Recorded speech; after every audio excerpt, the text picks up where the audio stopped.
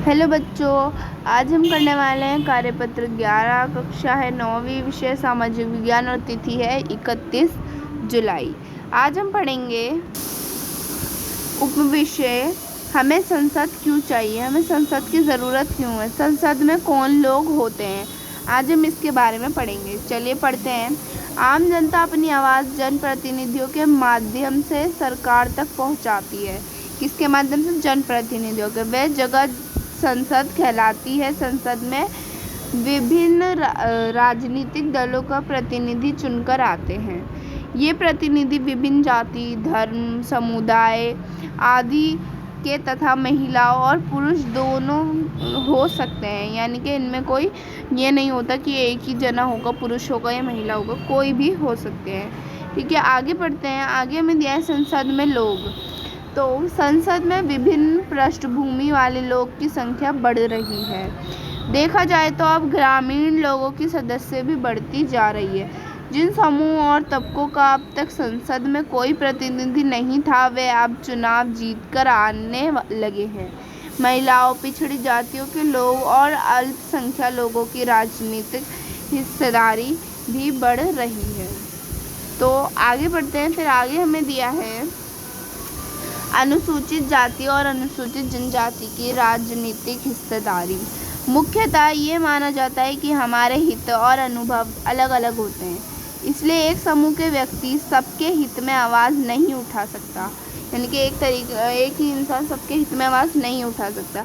इसी बात को ध्यान में रखते हुए संसद में कुछ सीटें अनुसूचित जाति यानी कि एससी और अनुसूचित जनजाति एसटी के लिए आरक्षित की गई हैं। यानी कि अब उनके लिए भी सीटें हैं। ऐसा इसलिए किया गया है ताकि इन चुनाव क्षेत्रों में केवल पिछड़ी जातियों और आदिवासी जनजातियों उम्मीदवार ही जीतें और संसद में उनकी भी उचित हिस्सेदारी हो। इनसे ये भी उम्मीद की जाती है कि वह पिछड़ी जातियों और आदिवासी समुदायों की ज़िंदगी से जुड़े मुद्दों को ज़्यादा अच्छी तरह संसद में उठा सकें, जिससे वो बेहतर हो सके, वो भी आगे बढ़ सके, है ना। आगे में दिया है महिला और राजनीतिक हिस्सेदारी। इसी प्रकार हाल ही में महिला के लिए भी सीटें आरक्षण का सुझाव पेश किया गया है। इस सवाल पर अभी भी बहस जारी है। 60 साल पहले संसद केवल 4% महिलाएं थीं। आज भी उनकी संख्या 9% से ज़रा सा ऊपर ही पहुंची है। जब आप इस बात पर ध्यान देते हैं कि आधी आबादी महिलाओं की है, तो ये साफ हो जाता है कि संसद में महिलाओं को आबादी के आधार पर प्रतिनिधित्व मिलना चाहिए, और ये बात बिल्कुल ठीक है ना। इस प्रकार ये प्रयास किया जाता है कि सभी वर्ग और समुदायों के लोगों को संसद में पहुंचने का पूरा मौका मिले, ताकि वे अपने समुदायों के लोगों को भलाई के लिए संसद में आवाज़ उठा सकें, उनकी भलाई कर सकें, है ना। महिलाओं को भी जो है प्रतिनिधित्व मिलना चाहिए, है ना। आगे बढ़ते हैं। आगे हमें दिया है प्रश्न उत्तर दिए हैं। प्रश्न उत्तर हमें दिए हैं। तो पहले प्रश्न में पूछा है, आम जनता किसके माध्यम से अपनी आवाज़ सरकार तक पहुंचा सकती है। तो ये रहा हमारा आंसर नंबर फर्स्ट।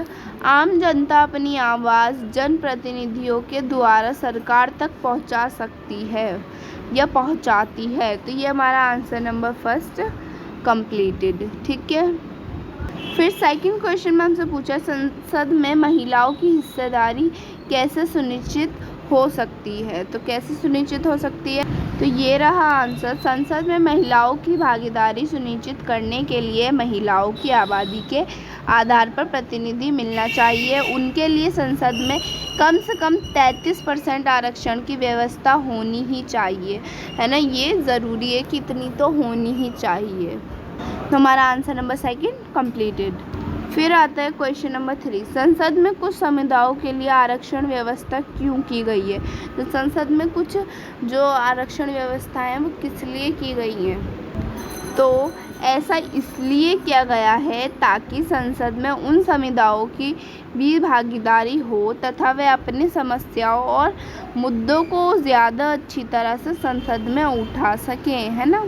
तो ये हमारा आंसर थर्ड भी कंप्लीटेड। ये थर्ड हो गया, ये हमारा आंसर सेकंड हो गया और ये हमारा आंसर फर्स्ट हो गया।